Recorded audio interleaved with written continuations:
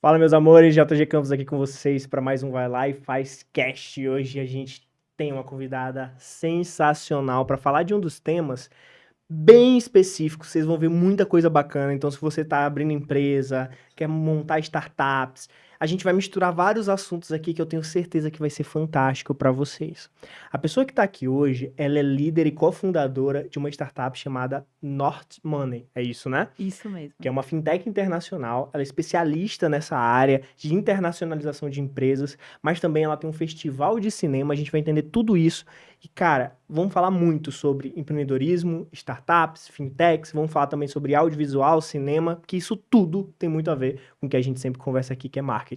Então, me ajudem a receber Tati Groff.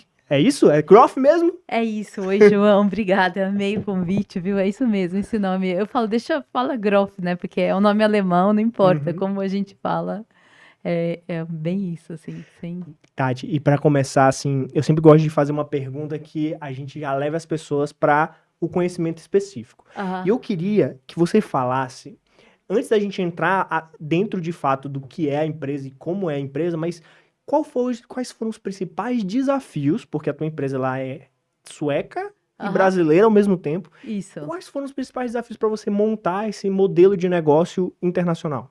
Bom, vamos lá. A Nordmoney nasceu na Suécia com dois brasileiros. Começou com o Clovis, que é um Uhum, brasileiro também, que morou em Estocolmo e ele é cidadão brasileiro sueco. uhum, E é assim que a gente se conectou, né? Eu tenho uma longa vivência na Dinamarca, e aí nasceu lá.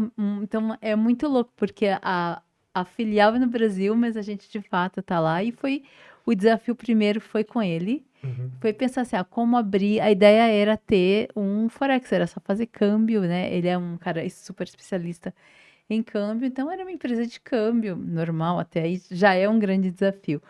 Mas aí ele entendeu no processo, na jornada dele, que era uma startup e que era uma fintech. Então, assim, Sim, não foi que, eu vou abrir uma fintech. Ele não projetou isso de uma projetou. forma racional. Uhum. Ele foi entendendo a partir de mentorias e de direcionamentos que ele foi tendo. E aí eu Fantástico. entrei nessa porque a gente começou a trocar muito, e aí também, meio que organicamente, naturalmente, eu falei, tá, então agora eu já faço parte aqui, oficial, é real, assim. Sim. Mas a gente primeiro foi trocando a parte toda comercial e pensar, o que que é esse DNA nórdico, essa... Porque, né, a gente já tá até antecipando, assim, né, eu trabalho no mundo nórdico há mais de 20 anos.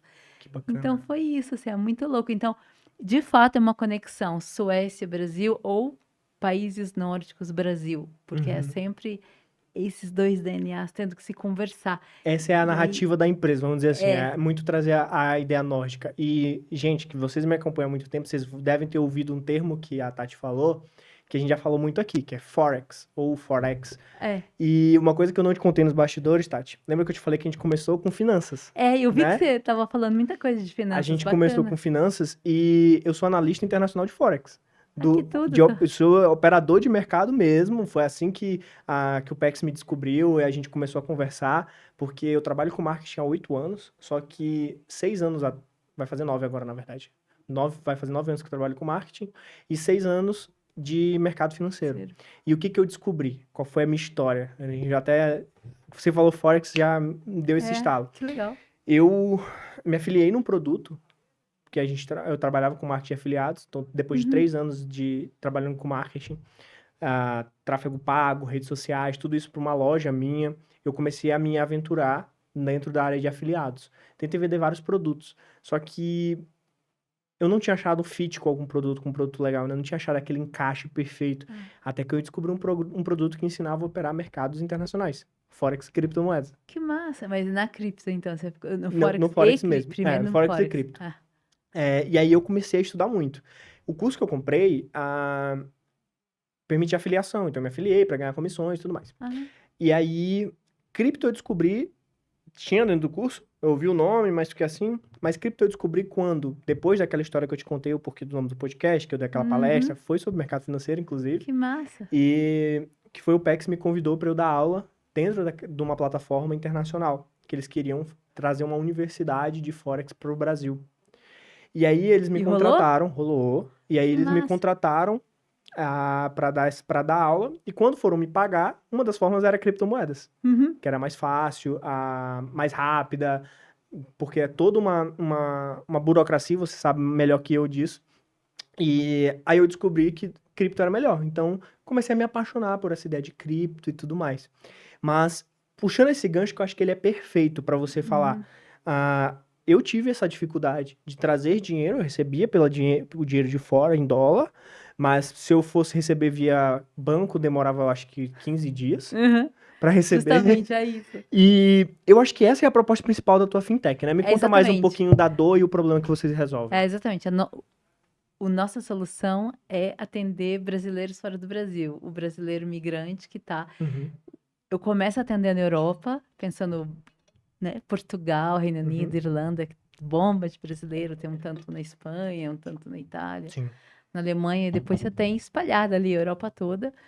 Mas depois você, né, a gente tem o mercado americano, a gente teve que tomar uma opção aí, começa onde, né, na Europa, nos Estados Unidos, não, vamos Sim, começar com o mercado europeu, a gente é uma empresa europeia, então atende ali toda a comunidade é até europeia, mais mais o fácil também, né? Brexit. É um recorte, né? Mas se você olhar, a gente tem que também bater um olho na Ásia, no futurão, lá na frente, né? Que toda a onda Uhum. de DKSeg diminuiu muito no mundo, mas ainda é um negócio muito forte, né? Explica pra Essa galera o troca. que é DKSeg. DKSeg é descendente de japonês que vai para o Japão trabalhar. É uma coisa muito Sim, que já segue aí várias décadas, rolam sim.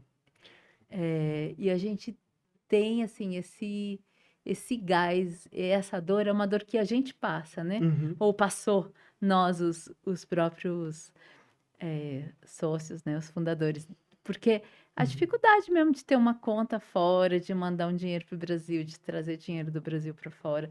Então, o meu público é a pessoa, né? É o B2C, é o customer final, né? O cliente, Isso. né? Eu atendo a Uhum. pessoa física mais que tudo. E atende essa dificuldade. A dor é muito grande. Você fala, tá um boom hoje de serviços internacionais, tá. Mas o meu é específico ao brasileiro migrante e Sim. depois como todo migrante no geral. Porque você tem a questão dos cores também. Você vai, sei lá, você mora no Reino Unido e não tem a pontuação suficiente para abrir uma conta, você não tem acesso. Então, mais que tudo, é a inclusão financeira, que as Uhum. fintechs já fazem, né, essa função da inclusão Sim. financeira, mas a nossa é uma inclusão financeira para o brasileiro imigrante que tem muita dificuldade em fazer Exato. uma transação financeira que não seja carésima também. Porque além da burocracia, tem um A custo taxa é alta, o custo muito é muito alto. alto, exato.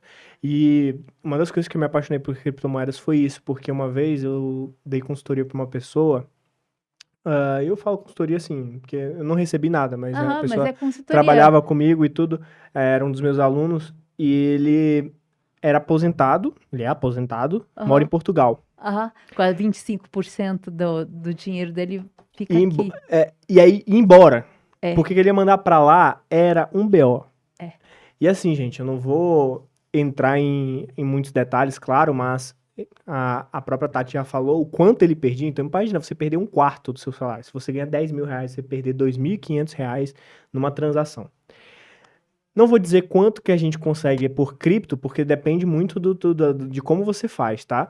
Mas vamos dizer que aí, pelo menos 10, no maior dos casos, 10 vezes menos você paga de um imposto, né? E claro, cripto é tributável, tá, meus amores? Vocês precisam declarar, tem tudo direitinho e tudo, mas é uma tributação menor. Uhum. Então, fizemos esse trâmite fora de cair mais rápido para ele. Então, imagina que você tem uma conta no Brasil, cai teu salário dia 1º, para tu enviar para Portugal, hoje eu acho que é mais rápido, mas na Ainda assim. época, tipo, 4, 5 dias para cair. Você tá numa emergência, precisa fazer uma transferência. Cara, não existe. Uhum. E ele, mais ainda, o que ele fez?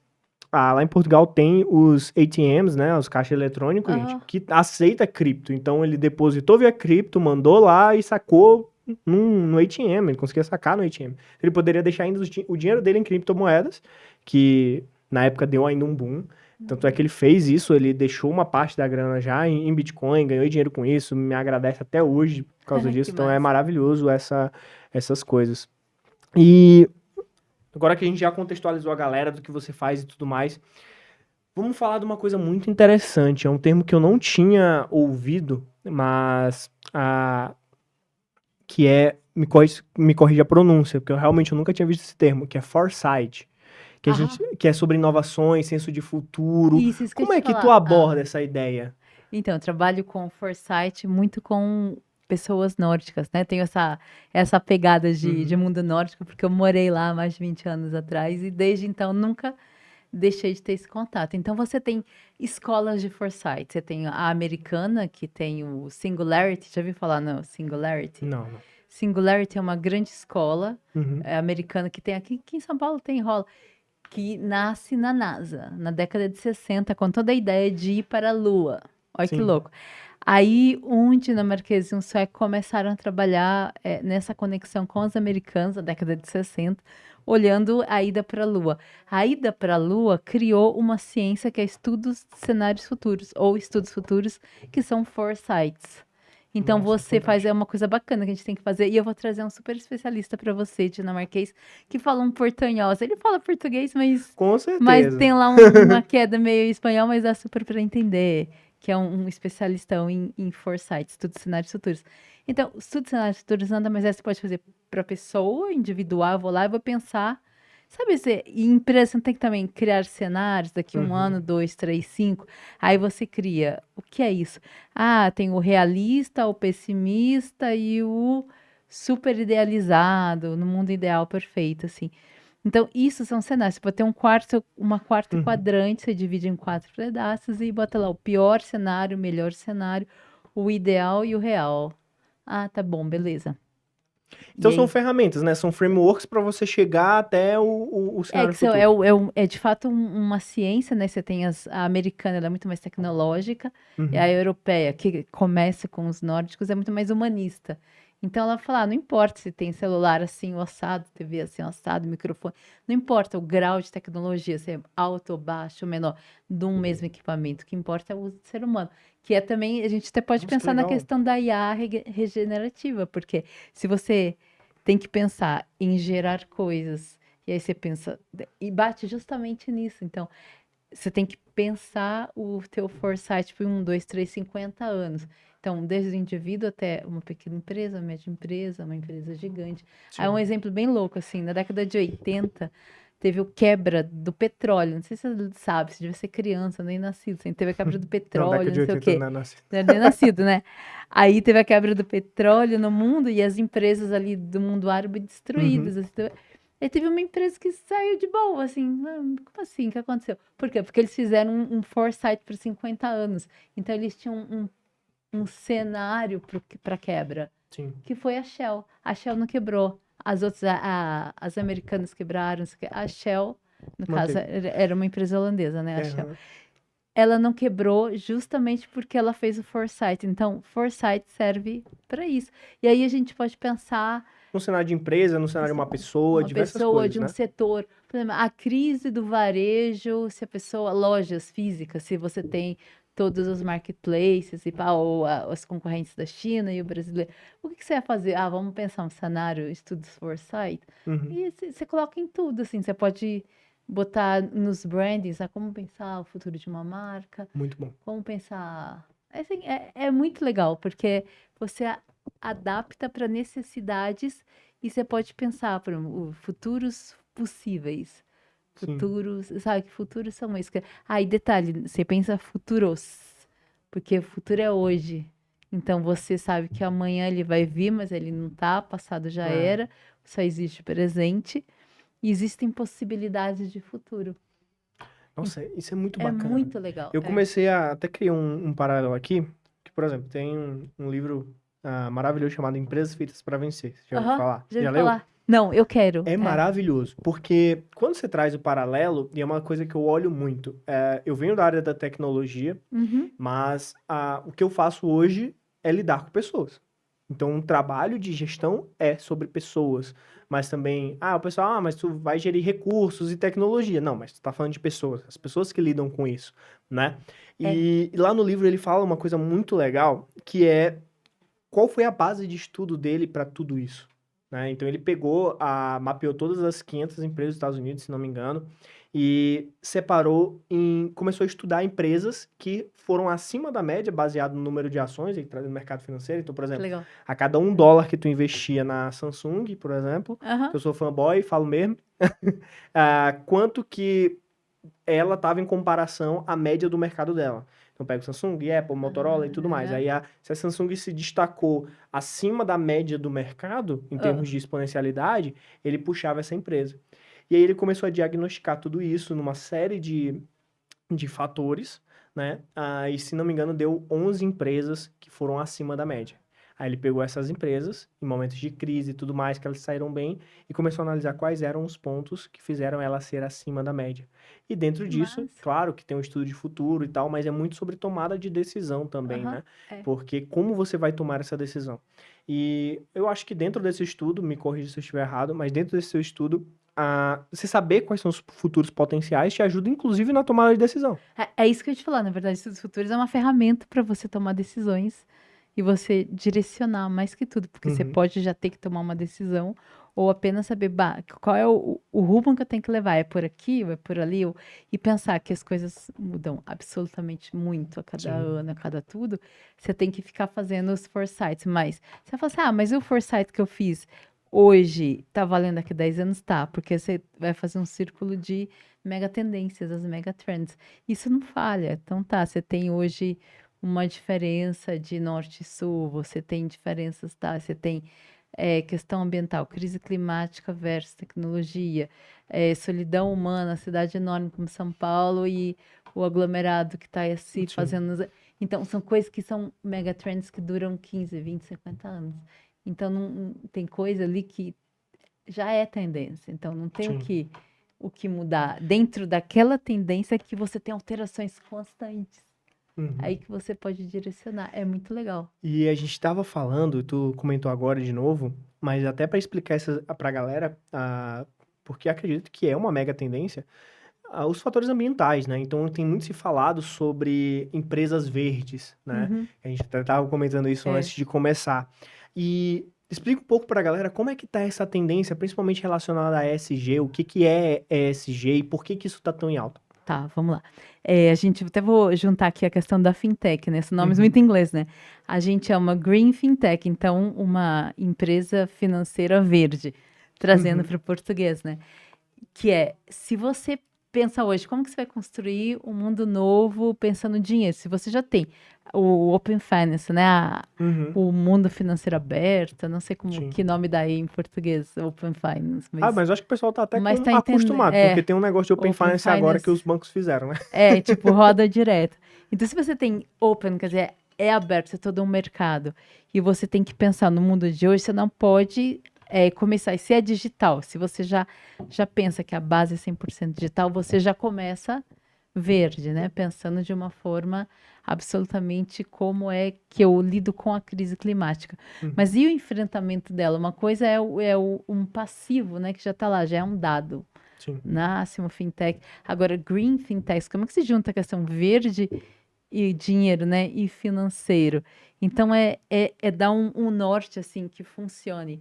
Como? Você pode pensar, educar o teu cliente, como é que ele pode pensar um cashback que sirva para, sei lá, o teu cashback plantou tantas árvores em tal lugar, você trabalhou para o empoderamento de crianças, não sei, mas coisas muito concretas. Eu quero trabalhar pensando tudo o ESG, né, a sustentabilidade e a crise climática de uma forma que transversalize com a questão da diversidade. Então, se o mundo é diverso, a gente tem que...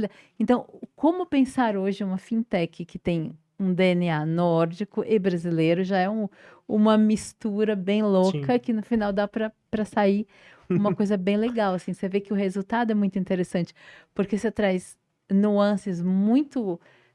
que são... Não dá para dizer que é contraditório, mas são contrárias, né? O frio e o quente, assim. Eu já ia te perguntar, tu falou muito de DNA nórdico e brasileiro. E como que você faz isso, entendeu? Não, e quais são as características principais dele? Já encaixa nessa tua fala. Porque tu repetiu isso várias vezes e eu gosto muito de conhecer culturas e tudo Aham. mais. Eu gosto muito da mitologia nórdica, mas eu sei que não tem nada a ver, Não, mas faz parte. né? Aham. Não, faz parte de tudo, mas É. como é que é isso hoje? E como é que você tá fazendo toda. Faz um bem bolado aí em relação a essa parte ambiental, esse DNA nórdico, DNA brasileiro, Tá. que tu tá falando bastante. Eu acho que a galera também deve estar com curiosidade pra saber disso. Eu tô morrendo de curiosidade pra Tá. saber quais são as diferenças. Tá. Eu trabalho no mundo nórdico há uns 20 anos da minha vida. Então, assim, é uma convivência de o que é esse DNA nórdico, né? Afinal, para além da mitologia, para além dos vikings que tá aí, né? Tá na boca do Sim, povo, todo mundo tá falando. É pensar um mundo extremamente quadrado, organizado e que demanda o quê? O planejamento a médio e longo prazo. Então, o nórdico já vem falando, você não tem como nascer uma fintech se você não for uma green fintech. Tá, mas eu sou brasileira, como é que esse brasileiro vai enxergar isso? A gente tem uma realidade muito mais complexa, né? São sim, detalhes de uma sociedade enorme, que é a nossa, para sociedades minúsculas, que são as nórdicas. Muda, né? sim. O tamanho é muito diferente. A forma, assim, enquanto a gente tem que dar voltas, círculos, é um exemplo muito divertido. Outro dia eu estava numa reunião de deliberação que levou 5 horas e meia. Eu falei, e se fosse lá com os nórdicos, tinha levado meia hora. É tudo muito prático, muito direto, e é isso. É tal, tal coisa, tchau. É. Isso é um DNA nórdico. O brasileiro não, ele vai dialogar, ele vai pensar, vai debater, vai ter 5 pessoas que acham uma coisa, 2 que acham outra, não sei o quê. Eles não. Então, como a gente pode elaborar esse DNA nórdico, que é muito mais direto, você chega a um consenso muito mais rápido. Porque não vai se discutir muito a diferença, vai mais para a igualdade. Eles são muito mais quadrados, E assim. pragmático, sabe? A Aham. gente pode ter uma diferença, mas se a gente tem um objetivo comum, eu não vou nem lembrar a minha diferença. Literalmente não vou lembrar. Não vou chegar na mesa e falar, porque você, João, tal coisa.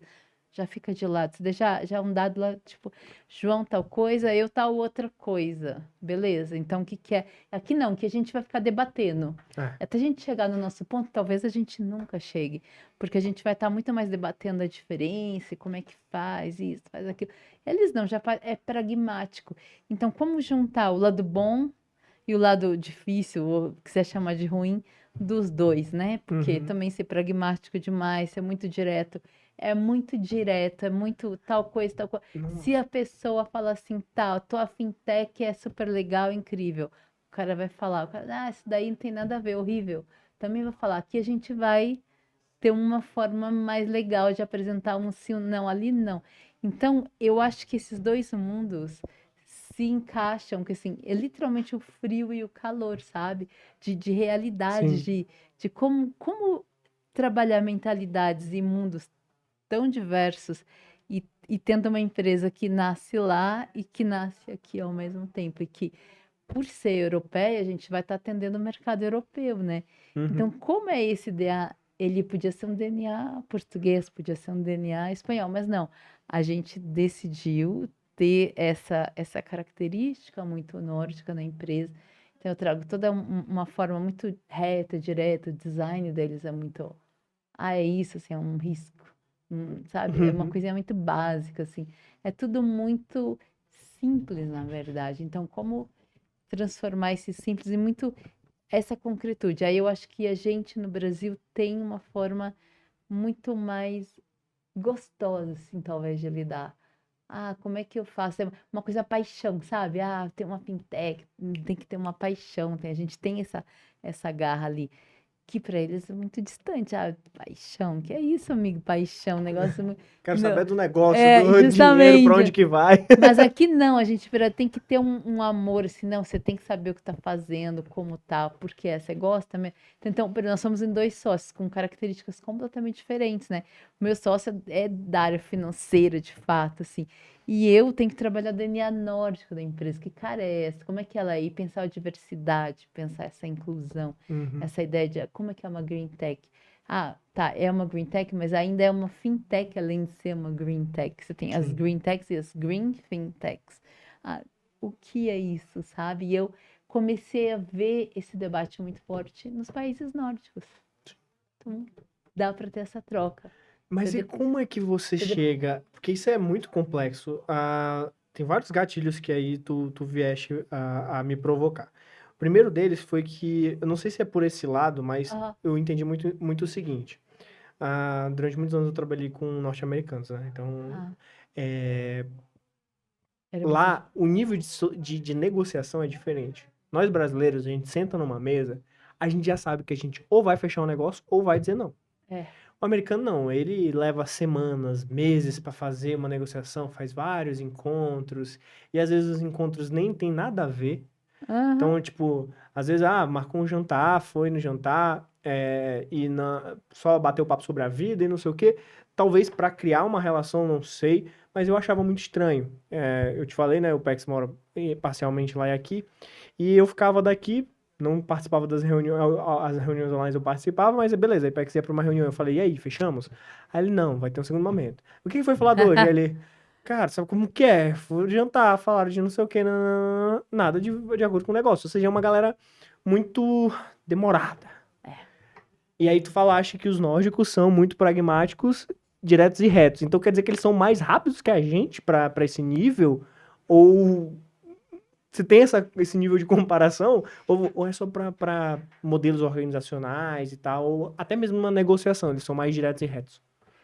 Eu acho que eles são muito mais diretos e retos. Eles são diferentes do americano que vai ficar floreando você, né? Dando aquela É, volta, vai, rola. Ele vai fazer isso em separado. O dia que ele vier falar com você, ele já fez toda essa. Ele vai demorar muito mais. Vai. Que vai ter semelhança com o americano. Mas ele vai vir direto e vai falar, tá. Ah, João, vamos fechar, que é isso, é isso. Não, ó, já vim aqui te falar que não é, tá bom? Então, 2 segundos ele já falou que não rolou. entendi. Mas ele já vem preparado e ele faz uma preparação muito longa para chegar naquele ponto.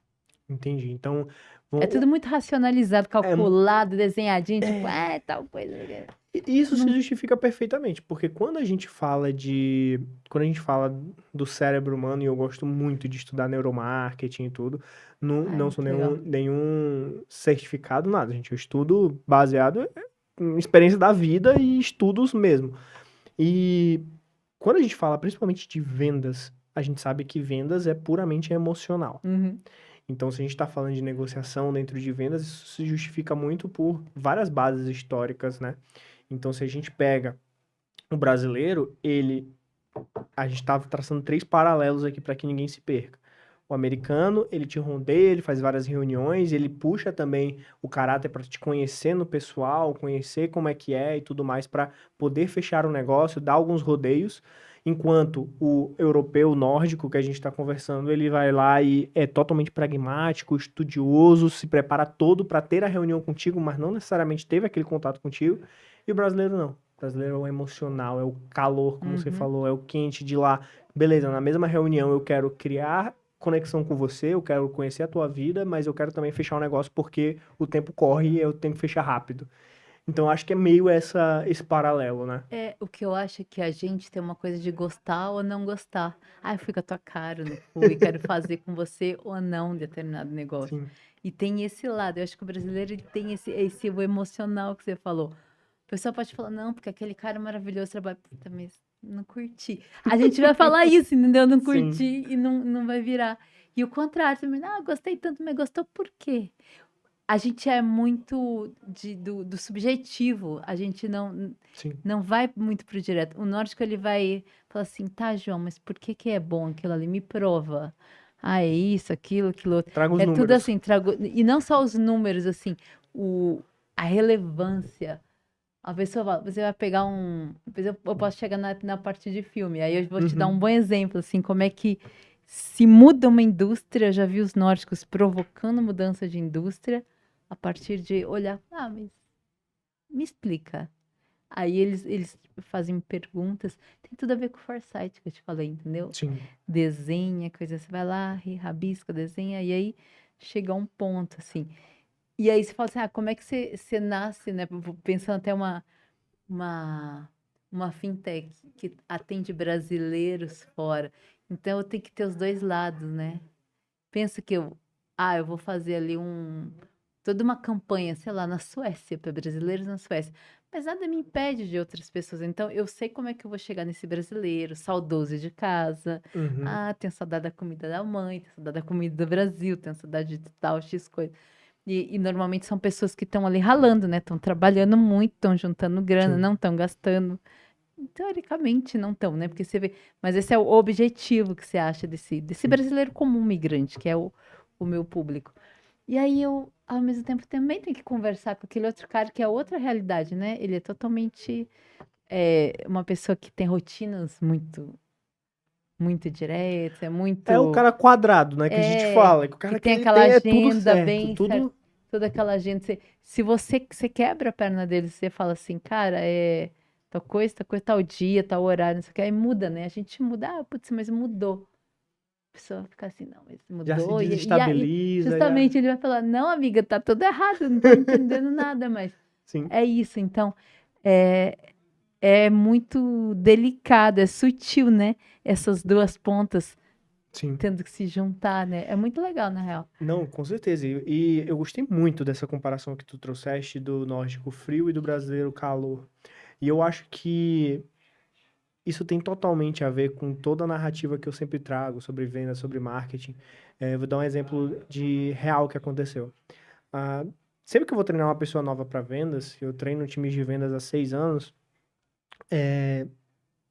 a gente sempre tem aquela pessoa que ela quer muito ser o vendedor, mas Uhum. ela não sabe qual o primeiro e o principal. Então ela vai se focar em explicar os detalhes, os benefícios daquele negócio. Então essa Aham. garrafa, ela é branca, ela tem 750 ml, ela é térmica e não sei o que, papapá. Beleza, como é que eu falo? E aí eu chego e desmistifico tudo isso para minha equipe. Eu falo assim, gente, a primeira coisa que você trabalha em si é a tua energia. Não adianta. Para que você, claro, você precisa conhecer o produto, mas cada vez mais você tem que trabalhar sua energia. Entre no ambiente sorrindo, faça um elogio sincero. Qual a energia que você passa para falar daquilo? Ah, Aí eu falo, beleza, me fala do produto. Aí a pessoa faz, não, não, não, não, não, não. Eu falei, beleza, vamos fazer o seguinte. Qual a coisa que tu mais gosta de fazer? Essa semana eu tava treinando que uma legal. pessoa nova, e eu peguei e perguntei, qual coisa que tu mais gosta de fazer? Ela adora jogar vôlei. Falei, por que que tu gosta de jogar Mas, vôlei? Ah, porque vôlei é assim, assado e não sei o que. Eu falei, beleza, agora me diz por que que eu devo jogar vôlei. Porque tu vai se sentir assim e ela já mudou totalmente o semblante e tudo mais. Eu falei, segura essa energia que tu tem que fazer na hora da venda, na hora de conversar com as pessoas, porque a galera erra muito. O momento, a venda não é você empurrar um produto para a pessoa, é você mostrar o que você primeiro diagnostica, beleza, o que que eu preciso para o meu negócio, o que que eu preciso para mim. Ah, beleza, identifiquei isso, eu tenho um produto que te atende, a única coisa que eu vou te conduzir é você pensar logicamente, fazer as conexões para chegar à conclusão se o meu produto é certo ou não para você. E o bom vendedor faz esse caminho certinho, porque ele te oferece o produto que é certo para você, né? Então, energia é o principal para um vendedor, na minha opinião. E total, é. outra coisa que tu falou que eu achei maravilhosa. Hoje mesmo, eu fiz um post no Stories falando sobre rotina. Eu tenho feito uma dinâmica nos meus stories muito bacana. Eu tava seguindo uma nova rotina, e aí dei uma pausa, porque meu bebê nasceu. Ah, eu vi você falando de bebê, aí E, muda a vida, né? e Totalmente. mudou totalmente. E aí eu passei umas 2 semanas assim, voltei, tô reencaixando a minha rotina. E aí eu falei, cara, beleza.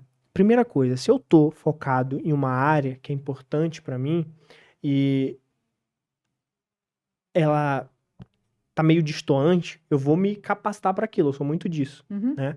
E uma coisa que era muito difícil pra mim era a leitura. Até que eu achei o meu sistema de leitura.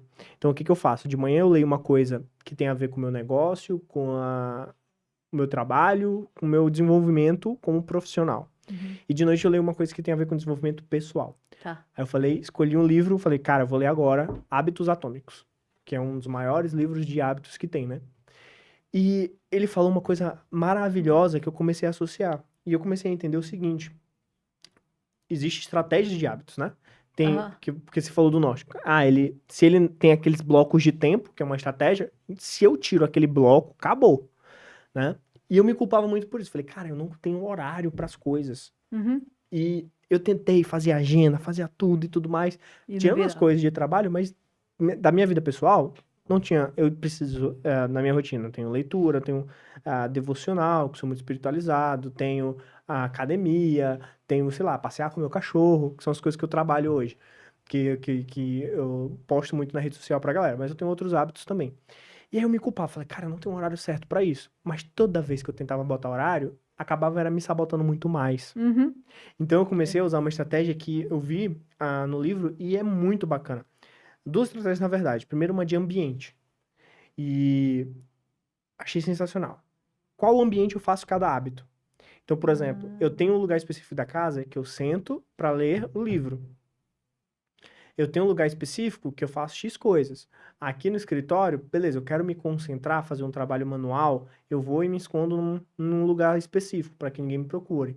Mas beleza, eu tenho que estar no meio da galera, tenho que fazer coisa, eu vou para aquele lugar. Então, é ambiente, mas o principal é empilhamento de hábitos, tá? Empilhamento de hábitos é muito legal. Então, que é uma coisa que eu uso. Eu tava com dificuldade de ir pra academia. Uhum. E aí eu vi um negócio maravilhoso. Teu hábito ele tem que se transformar em 2 minutos. Eu falei, beleza, como é que eu vou fazer academia em 2 minutos? Mas não é esse o caso. Muito bom. Aí E eu como falei, é que cara, vira, deixa né? tão simples que eu falei assim, beleza, eu tenho que fazer 2 minutos. O que que eu faço? Eu já desço com o meu cachorro todo dia à noite. O que que eu vou fazer? Eu vou descer vestido pra academia. Porque eu subo, deixo ele lá Ah, tá. Eu falei, e tá com o sou. cachorro na academia? Não. Não, né? O cachorro precisando da espera. E aí o que que eu faço? Eu desço já vestido pra academia, subo, deixo meu cachorro, só que eu já tô vestido. A chance de eu desistir de ir pra academia É é muito muito menor. baixa. Cara, e tem funcionado absurdamente bem. Então, e eu acho que isso é legal. Por que que isso tem a ver total com o que tu falaste?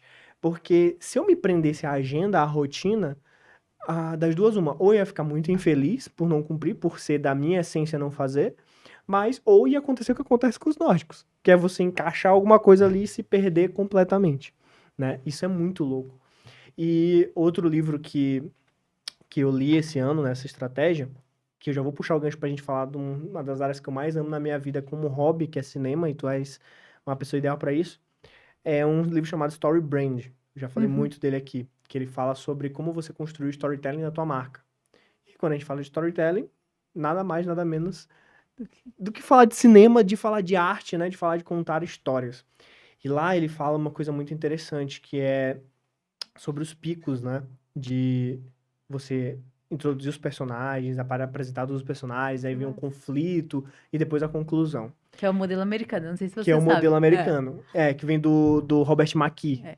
né? Do Story.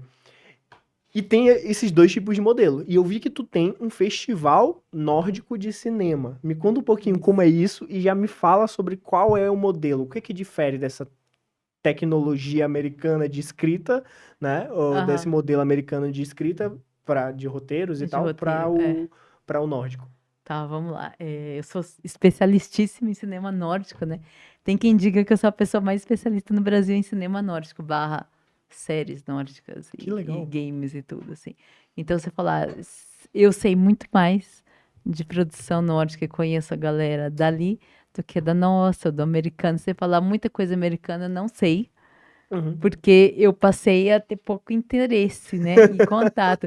Então, eu sou uma usuária comum. Eu vou lá perto da Netflix, assisto um filme americano, uma série americana, Sim. puro entretenimento, entendeu? Não é nada que vai me conectar com o trabalho. Então, o momento que eu vou ter que desconectar, eu vou para americano, eu vou outros países, assim. Porque eu entendo muito de outros lugares também, para além dos nórdicos. Porque eu trabalhei só nessa área por Uhum. mais de 20 anos, né? Na área internacional de cinema. Então, eu entendo Que muito bacana. de diferentes mercados. Mas aí você vai fazer, o que que o nórdico diferencia do americano? Você tem onde nasce os cinemas. De novo, eu te contei sobre a década de 70, a ideia do Foresight. Uhum. Os nórdicos criaram, os americanos criaram com caminhos muito diferentes, tecnológicos e mais humanistas, ótimo. No começo do cinema, lá no final do século XIX, os Estados Unidos cria o cinema. Qual é a outra indústria que nasce junto? A francesa e a dinamarquesa. São os três cinemas mais antigos do mundo. Então, isso que é Nossa, que louco, loucura. são coisas que têm mais de 100 anos. Então, são escolas, caminhos completamente distintos que foram aí também se agregando outros mundos ali. Tipo, o cinema nórdico, na sequência, muito grudado, 1, 2, 3 anos depois, já nasce o cinema alemão e eles já no nascimento já se mesclaram. Então, você tem ali o dinamarquês nascendo, mas aí você tem o o cinema ali sueco. Aí tinha um dinamarquês que ele muda, você vai falar, eu não vou pro roteiro, mas eu vou para uma coisa visual, que até hoje é muito Adoro. forte. Que é a seguinte, você sabe o que que é close-up? O que que é a cena de close-up? É, que dá foco? Que dá foco na Sim. carona, assim, na Sim, pessoa, né? sim. Que deixa, você só fecha aqui, assim. Quem criou isso foi um dinamarquês no final do século XIX, começo dos 20, que chama Dreyer. Aí você tem os filmes do Dreyer, coloca essa pessoa gritando, assim, aquela coisa. E ninguém tinha pensado em botar a câmera na cara da pessoa, fechando.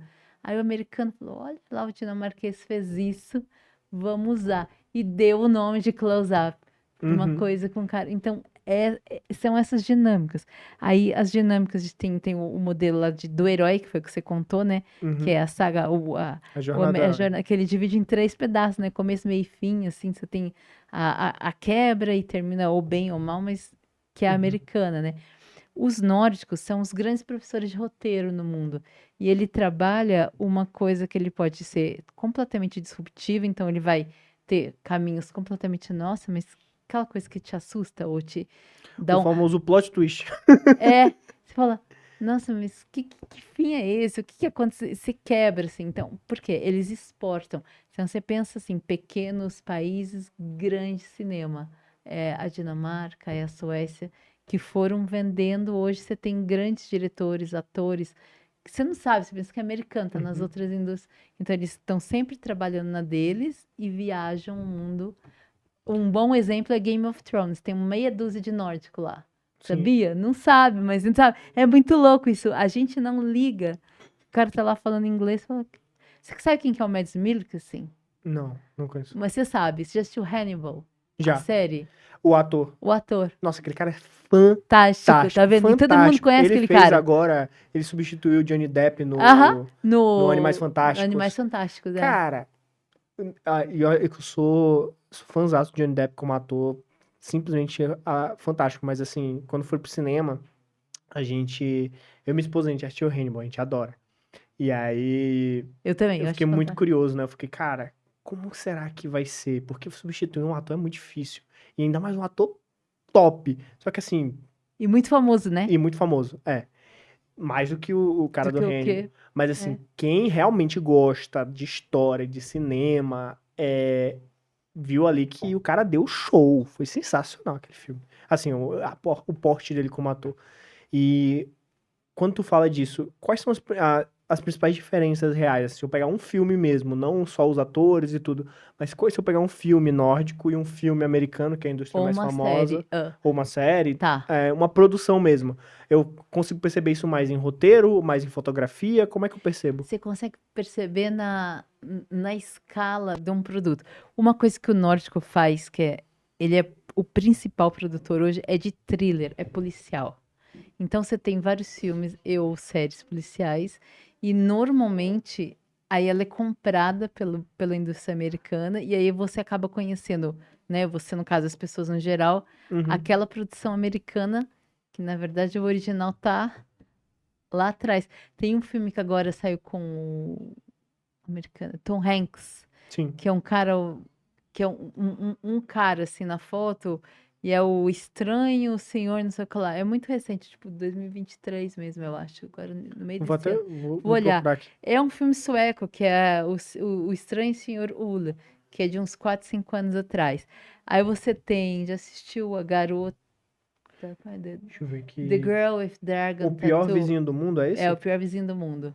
Achei, é esse mesmo. Que tá ele paradinho, assim, né? Aham.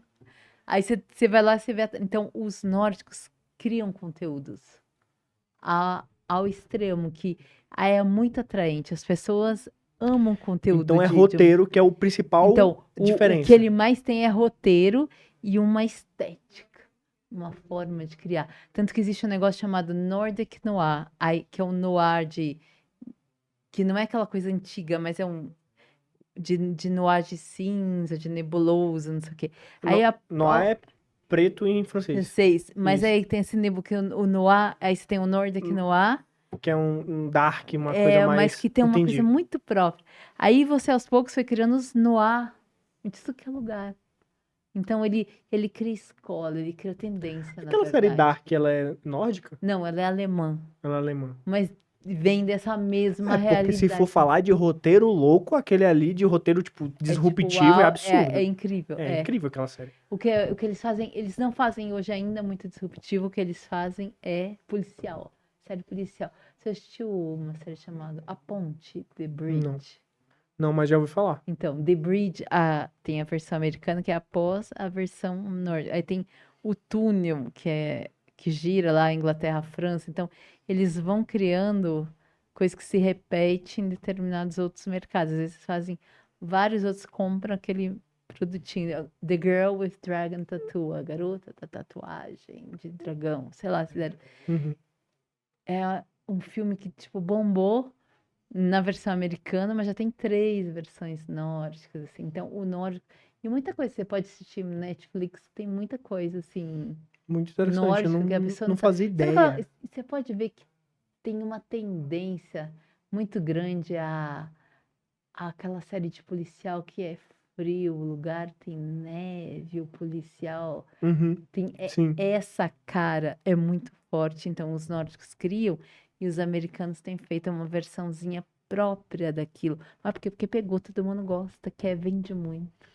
Entendi. Então eles são, eles trazem uma narrativa mais encorpada para as coisas. É, que atrai, e ao mesmo tempo eles têm a produção deles, mas eles exportam profissionais aos montes. Então, você tem o especialista, o técnico e tem todo o corpo artístico. Então, você tem desde atores nórdicos muito famosos fazendo, tipo, te falei, né, Uhum. como chama, gente? No Game of Thrones, tem 2 ou 3 que são os grandes ali, são dinamarquês, suecos, é muito louco, assim, você dedica. E ao mesmo tempo, roteirista, diretor, montador nórdico, muito famoso. E a galera Nossa. contrata, assim, então você acaba vendo que é uma coisa que gera qualidade. Você fala, como, né, que você tem essa transformação?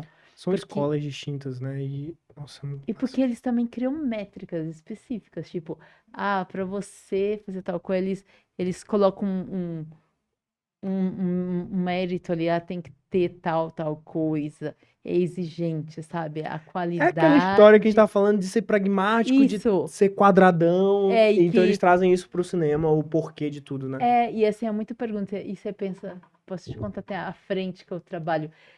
Na fintech, pensando em inclusão, diversidade, eu também trabalho com cinema. Aí a galera na Suécia começou uma discussão muito simples, assim, que foi, teve uma diretora, ela saiu agora ano passado, ela é muito próxima a mim, do Instituto Sueco de Cinema. Ela ficou 10 anos lá e aí ela falou, não, ela pediu pra sair pra fazer outras coisas da vida dela. Falou, não vou passar a minha vida fazendo isso que já deu. Sim, Outra pessoa vem, essa noção de que tem que reciclar, tem que mudar, né? entendo. Aí ela chegou lá e ela falou, as pessoas chegavam pra mim e falavam assim, não, porque esse filme aqui vai ser fantástico, vai ser maravilhoso. Aí ela falou, eu sou diretora aqui, né? Tenho responsabilidade com o dinheiro, usar essa responsabilidade que vai dar resultado, de que vai. Ela falou, bom, se é um dinheiro que é do contribuinte, é um dinheiro público, que é o Instituto de Cinema, você tá me dizendo que vai ser bom porque o cara é um gênio, ele é. Isso é muito relativo, é Uhum. subjetivo, você não tá me dizendo por que que é bom. Ela falou, vamos fazer o seguinte, você vai me mostrar por que que isso aqui venderia, vai atrair público. Sim. Tá, mas e se atrair público, mas não atrair crítica? A crítica vai falar, aquela porcaria lá, mas dá público. Será que isso é bom para a indústria? Sim. Falar, foda-se, né? Não, pode, tá de boa. Vai pensar assim, traz público, é isso que interessa. Ela falou, não, mas a longo prazo, que legal isso. A longo prazo, ninguém vai olhar e falar assim, cinema sueco é que é bom, porque crítico nenhum, festival nenhum premiou, ninguém falou que é bom. Então eu preciso que o crítico, o festival, vai lá e dá uma estrelinha, dá um prêmio, fala, o João sim Sim. faz filme bom. Mas ele, se o crítico, coisa falar que ele faz, mas ninguém for assistir. É. Então ela fala, eu preciso as duas coisas. Como é que você me Exato. apresenta isso?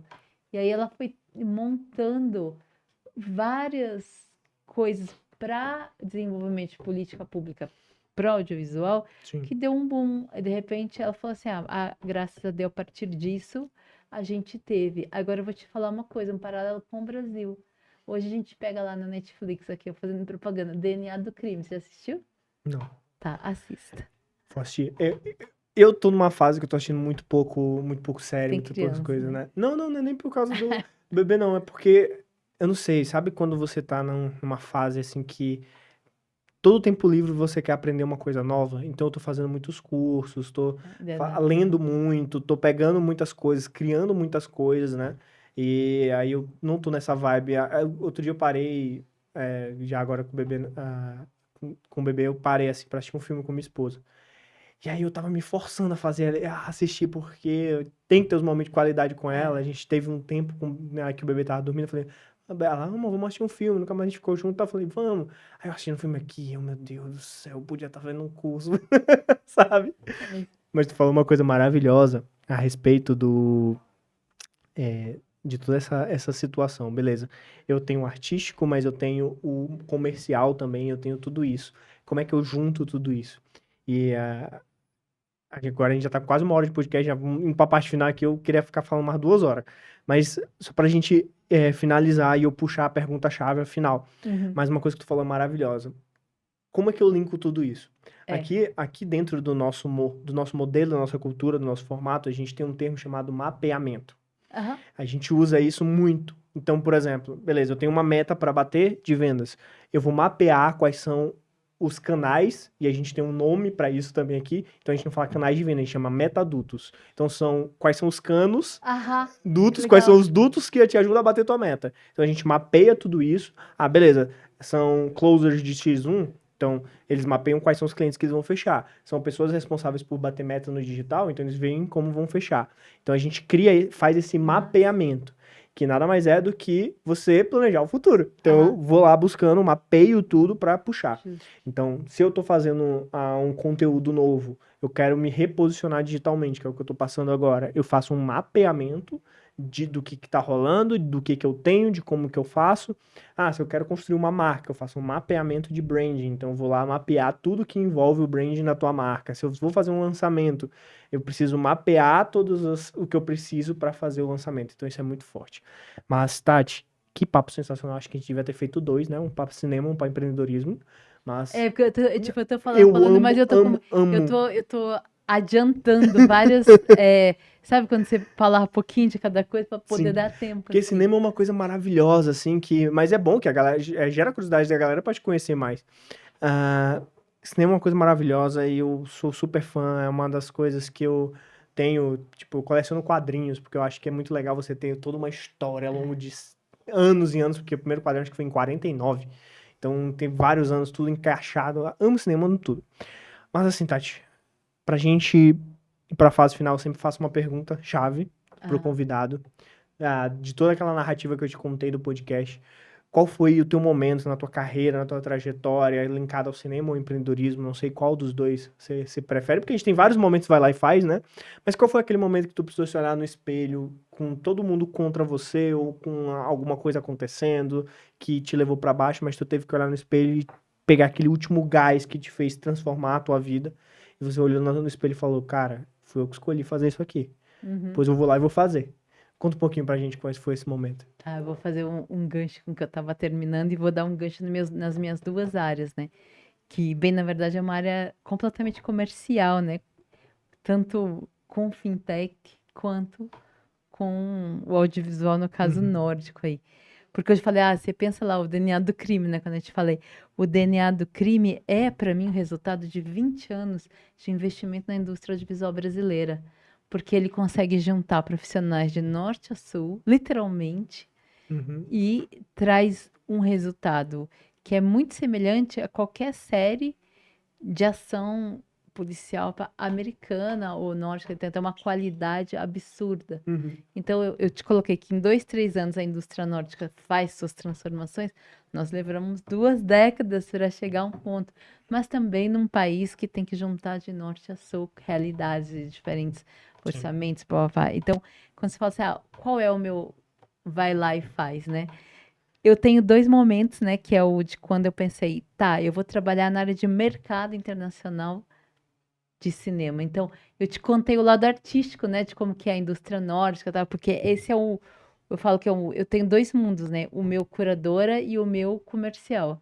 Então, o curador é aquele momento que eu é o do prazer de estudar aquela indústria, de entender o que ela produz, mas não é o meu cotidiano, né? Ele Uhum. é sempre recortes do ano. Ah, agora vamos fazer a curadoria, que bacana. Então, eu tenho um olhar muito de entendimento profundo, assim, de conhecer quem está produzindo lá, sabe? O que vai vir, o que não vai, quem está gravando. Mas, para isso, eu tenho que entender o mercado que é. A gente pode fazer um paralelo aqui com o Brasil e lá, que é, enquanto que a Dinamarca, a Suécia, a Noruega filmam juntas, eu posso pensar até o estado, Maranhão filmando com São Paulo, filmando com Minas, filmando com Rio Grande do Sul. É a mesmíssima lógica, é pensar como é que se costura dentro de um mercado, vários mercados, e trazem uma coisa. Então, quando você fala assim, é você que está fazendo, eu quis fazer, foi, eu quero fazer essa junção. Eu criei justamente o Uhum. festival que chama Ponte, fazer a ponte entre o Brasil e os países nórdicos na indústria. Então eu trago filme, trago game, trago muita mentoria e escolas, é muito bacana isso, de fazer essa troca, né, de Uhum. profissionais daqui e de lá. Mas era gestionando a ideia de que dá para construir indústrias, você tem acordos audiovisuais. O Brasil tem 9 acordos, 2 bilaterais e 7 unilaterais. Está saindo o 10º agora com a África do Sul. Que Eu bacana. entendo muito das áreas, né, do Uhum. internacional, como é que é. E aí eu falei, eu vou fazer o acordo nórdico, então eu estou trabalhando para o acordo nórdico, então ao invés de fazer com um país, eu faço com 6, de uma vez. Dá muito mais trabalho. Então, ou eu faço 1, 2, 3, um de cada vez, ou eu Sim. faço todos juntos. É toda uma possibilidade, ele está sendo discutido. Então foi, eu quero, isso é como se fosse um filho. Vou lá e faço, eu quero esse festival. E o que que ele é? Ele não, o que é um festival, né? Pensar indústria, formação e a parte do entretenimento, daquilo que você assiste, que você participa. Então Sim. foi uma decisão, vou fazer isso aqui, vou e vou seguir. Depende de quem? De mim, para fazer isso acontecer todo ano. Que E bacana. aí, no paralelo, 10 anos depois, não tô há 10 com o festival, tô há 8, né? Mas eu já pensava ele antes. Vem o meu sócio falar, vamos fazer fintech? Eu falei, fintech, né? Eu falei, eu adoro a parte comercial, mas, né, algo novo na minha vida. Só que aí eu entendi que, tipo, eu entendo muito de mentoria, de ESG, né? Pensar governança, Sim. sustentabilidade e tal. E eu falei, tá, vamos. E também foi lá, tem hora que falou, eu tô construindo, né, a marca da Nord Money, eu tô construindo o primeiro produto, esse diálogo Brasil-Europa. É muito difícil, vou te falar, mas é muito legal. Quanto mais difícil é, mais gratificante e mais fácil fica. Então, se de um lado é difícil, do outro lado é facílimo, sabe? Aham. Então, são 2 momentos, se você quis fazer, então você vai fazer. Então, esse é o ser empreendedor, entendeu? É juntar todas essas partes que no final faz tudo sentido, tudo isso junto. É. Mas são coisas muito Essa é a específicas. Você essência. vai falar, mas é muito específico, né? Tudo muito específico, mas que dá um conjunto que é toda a minha área profissional. Nossa, e assim, Então, eu te e, trouxe os e dois mundos, pensar. entendeu? Que Não, com todos eles certeza. acontecem ali, a mesma coisa. E, Falar, quer fazer, vai fazer então. e tu falou uma ótima coisa que. Você falou uma coisa maravilhosa que é a essência de todo empreendedor, né? Por um lado, dói, é difícil, você pensa em desistir milhares de vezes, mas na hora que uma pequena coisa Isso. que tu construiu surgiu, que deu um passo a mais, aquilo é muito mais gratificante do que toda e qualquer outra coisa. Eu acho que essa é a principal essência do que a gente pode tirar aqui de hoje. Fora todos os conhecimentos que você passou, eu vou dar uma olhada principalmente nessa ideia nórdica, porque eu achei muito legal essas coisas de Aí eu te mostro. pragmatismo. Não, manda assim que eu vou dar uma olhada em tudo. Gente, queria agradecer, Tati, Obrigada, João. por aceitar o convite. maravilhoso esse papo. A gente tem que marcar um segundo momento aí para falar mais de cinema. Falar Cinema. dessa parte de curadoria, porque tem umas coisas ali que a gente vai conversar em bastidores. Tá, e também eu gostaria muito de falar bastante sobre pensar o que é essa fintech de futuro. O que Sim. são as green fintechs, o que são as Sim. indústrias greens, as indústrias verdes nas Nossa, isso startups. é Porque muito pensar, necessário. eu penso muito em startup e penso como é essa indústria verde. Você fala assim, Uhum. dentro do audiovisual, você pode criar toda a produção ser sustentável. Aí Sim. você tem, de novo, os países nórdicos, a Alemanha trazendo muita coisa e a gente aplicando. Eu vejo uma galera aqui do Brasil já desenvolvendo. Sim. Então e no fundo, você entendeu como tudo se casa? Você pergunta, essa história toda do Sim, sim, Foresight, sim. futuro. Eu sempre olho assim, eu penso, cara, a gente tem que olhar para frente. Qual é esse panorama de futuro, assim? Sim. Então, deixar para trás as velhas indústrias, deixar para trás coisas que é o novo, sabe? O que a gente tem que fazer? É aquela ideia de pense diferente, igual a Apple fala, mas pensar em futuro, E eu né? te jogo uma outra coisa, que é a questão do etarismo, assim. Você fala assim, gente, eu tenho quase 50 anos, tá? E Não aí, parece. e aí a gente... Por quê? Porque esse é um ponto que é bem legal você trazer podcast, que é a questão de o brasileiro, o mundo, as pessoas estão cada dia ficando mais velhas, a população mais velha é maior hoje do que a de criança. Sim. Então a gente tem que pensar o novo todo dia. Porque a idade que está ali no RG, que o tempo que você viveu, você vai tendo que superar pensando que mundo é esse. Então você tem que estar muito sempre atual com as dinâmicas da tua idade. É Sim. muito louco. Senão você porque você não acaba deixa de ficando para ser. trás também. E você não deixa de estar trazendo uma bagagem, mas também essa coisa de troca geracional, entendeu? Eu acho fantástico, assim. Como pensar isso. Por isso que eu olho. Não, isso tem tudo total a ver com marketing, que é o meu viés principal, porque a gente trabalha as diferentes realidades, os diferentes públicos. É muito forte isso, muito forte. Tati, de novo, obrigado por aceitar o convite. Diz pra gente aí Obrigada. onde que a gente te acha com as redes sociais, fala pra essa câmera aqui como que a gente te acha para saber mais desse conteúdo. Bacana, vocês me acham no meu LinkedIn, Tatiana Groff, e podem seguir a Nord Money, só olhar LinkedIn da Nord Money, temos a plataforma em desenvolvimento, você vai entrar lá, ela cai, sai, volta, por quê? Porque a gente está justamente lançando a plataforma e o app, acho que em 2, 3 meses, minha ideia é em fevereiro tá com a casa andando, se a gente é Fantástico, pré-operacional, eu quero estar começando 2024 operando, vamos ver. Estou assim, trabalhando loucamente com isso. E o meu próprio LinkedIn, então o pessoal e o da empresa, e o site e o meu festival, pontenordica.com.br, Que legal. e no Instagram, ponte_nórdica. Fechado, gente. Então sigam todos os Instagrams. Vou pedir para nossa galera colocar aí também na nossa descrição do YouTube. Meus amores, muito obrigado mais uma vez pela audiência. A gente trazendo sempre papos incríveis aqui. Então eu sempre falo que o podcast é para você pegar o conhecimento aqui, que você teve aqui hoje, que agrega no teu negócio, no teu pessoal e executar. Pois a gente está aqui é para fazer acontecer. Beleza? Muito obrigado, gente, pela audiência. Fiquem com Deus e até a próxima.